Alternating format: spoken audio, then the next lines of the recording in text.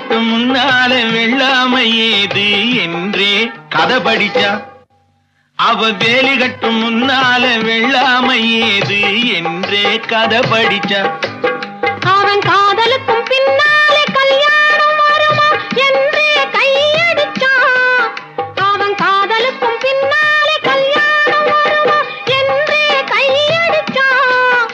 அவளாகட்டும் என்றே ஆசையில் நின்றே அத்தானின் காத கடிச்சா.